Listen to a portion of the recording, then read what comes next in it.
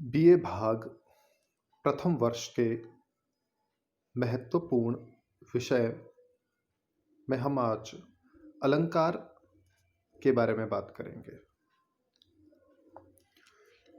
सबसे पहले अपन बात करते हैं अलंकार के परिभाषा के रूप में। सुंदरता को पसंद करना मनुष्य का स्वभाव है। जिस तरह रहन सहन, खान पान, वेशभूषा आदि में अलंकार और काव्य सुंदरता लाना हमें प्रिय है, उसी तरह किसी में उसका स्थान, बात को भी सुंदर शब्दों में सुंदर ढंग से कहना रुचिकर है। इसका मतलब यह नहीं है कि हमारे बीच कुरूपता पाई नहीं जाती और न ही यह कि हम केवल सुंदरता को ही सदैव आश्रय दिया करते हैं। परंतु यदि कोई सुंदर वस्तु सजा भी जाए तो उसमें पहले से अधिक आकर्षण हो जाता है। पहले से अधिक वह नेत्रों को या जी को प्यारी लगने लगती है।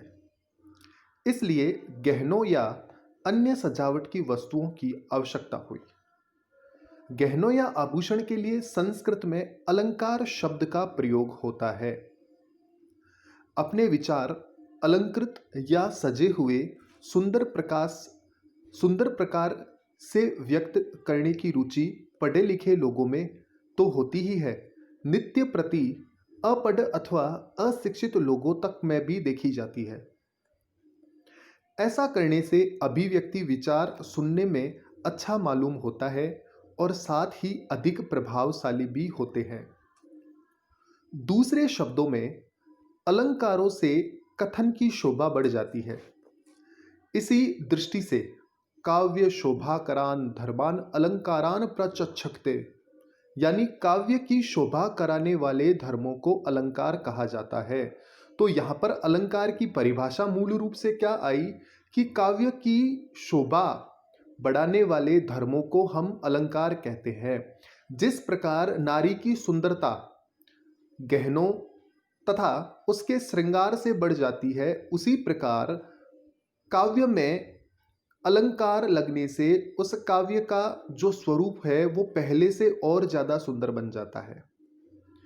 परंतु यह आवश्यक नहीं है। जब अलंकृत शब्द या अर्थ से पूर्ण ही कथन हो तभी किसी रचना को काव्य कहा जा सके।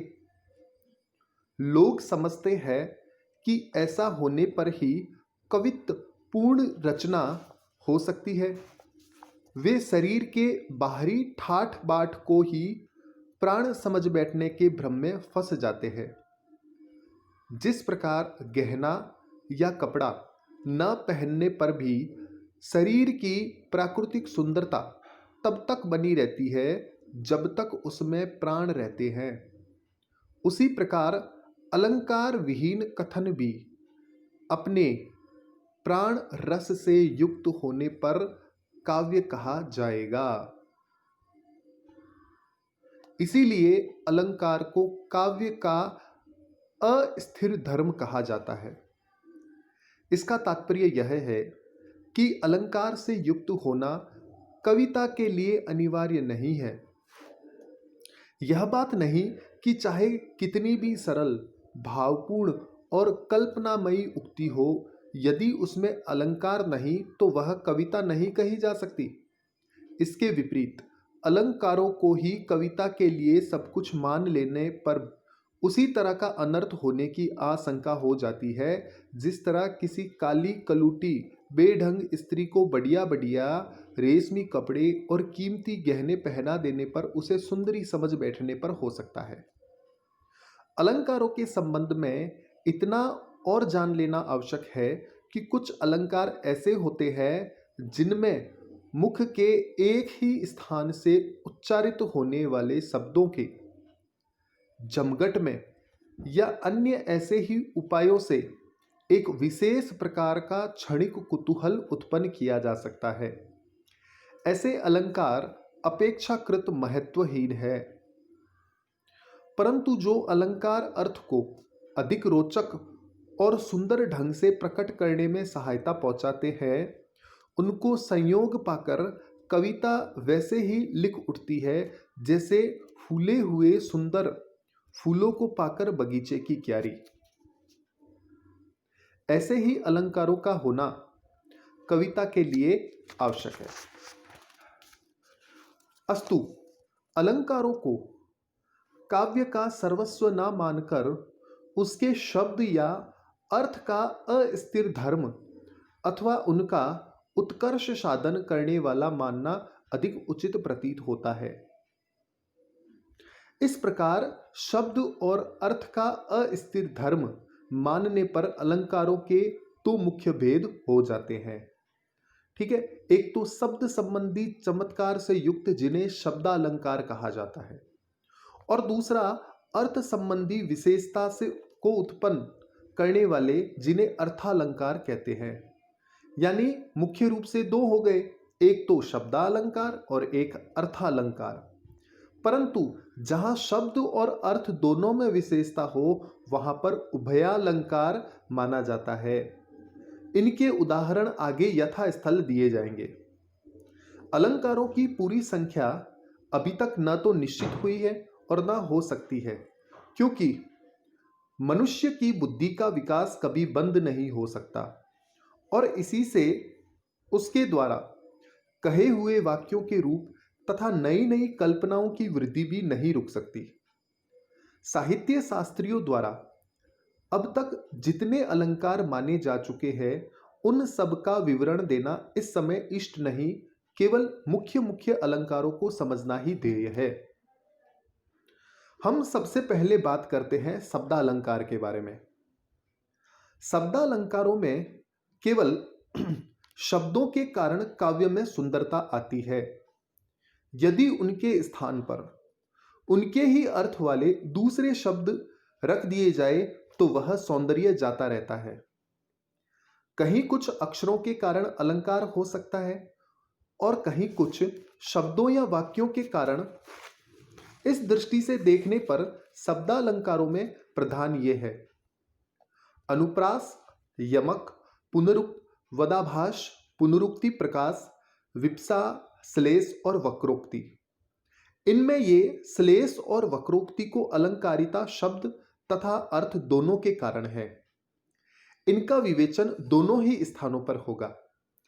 कुछ विशेष अलंकार है जिनके बारे में हम बात करते हैं। तो अलंकारों के भेद में हम सबसे पहले शब्दालंकार के बारे में बात करते हैं। शब्दालंकार के अंतर्गत हम सबसे पहले अनुप्रास अलंकार के बारे में बात करते हैं। अनुप्रास अलंकार एक ही अक्षर या व्यंजन वर्ण एक वाक्य में एक से अधिक बार आवे तब अनुप्रास होता है। कह तो उसे अनुप्रास है वर्ण आत बहुवार, आवृत्ति होती जहां अति अद्भुत साकार। यह स्मरण रखना चाहिए कि व्यंजनों के बार बार आने से ही अलंकार होता है। यह आवश्यक नहीं कि उसमें एक ही स्वर का संयोग हो। जैसे भव्य भारत में भयानक भावना भरना नहीं, चेत कर चलना कुमारग में कदम रखना नहीं। यहां बार बार भव्य भारत में भयानक यानी भ वर्ण जो है वो बार बार आ रहा है, आवृत्ति हो रही है। इसी तरह चेत कर चलना च का भी आवृत्ति हो रही है। इसी तरह एक और उदाहरण है, कलकल कोमल कुसुम कुंज पर मधु बरसाने वाला कौन।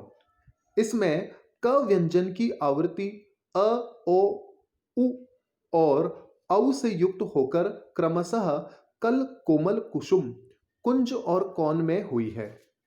भिन्न स्वर होते हुए भी व्यंजन एक ही है, इसलिए उक्ति में अनुप्रास अलंकार है।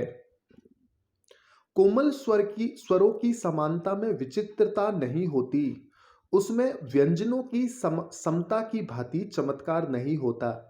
इसमें केवल स्वरों की समता में व्यंजनों की समता की भांति अनुप्रास नहीं माना जाता। अनुप्रास के संबंध में ध्यान रखने की दूसरी बात यह है कि जिनकी आवृत्ति हो उन वर्णों का स्थान शब्दों में एक ही होने से अलंकार होता है। अर्थात एक ही वर्ण भिन्न भिन्न शब्दों का पहला, दूसरा, तीसरा अथवा अन्य अक्षर हो तभी अनुप्रास होगा। जैसे शर और रस में दोनों वर्ण र और स एक से ही है, परंतु शब्द में श और र क्रमशः पहले और दूसरे स्थान पर है, परंतु दूसरे शब्द में यही वर्ण क्रमशः दूसरे और पहले स्थान पर है।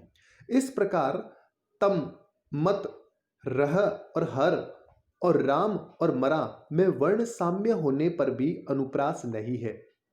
इस प्रकार एक ही क्रम से शब्दों में इनका स्थान न होने से इन शब्दों में प्रयुक्त एक ही से वर्ण के होने पर अनुप्रास अलंकार नहीं है। उपयुक्त कलकल, कोमल, कुसुम, कुंज पर मधु बरसाने वाला में क शब्द सभी में प्रथम वर्ण है। ठीक है, इससे इसमें अनुप्रास अलंकार है। तो आज हमने सबसे पहले अलंकार की परिभाषा के बारे में बात की, अलंकार के जो भेद हैं जिसमें शब्दालंकार और अर्थानुलंकार के बारे में बात की।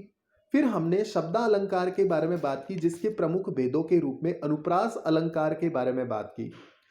अगले क्लास में हम अनुप्रास अलंकार के भेदों के बारे में बात करेंगे तथा अन्य अलंकारों के बारे में भी बात करेंगे।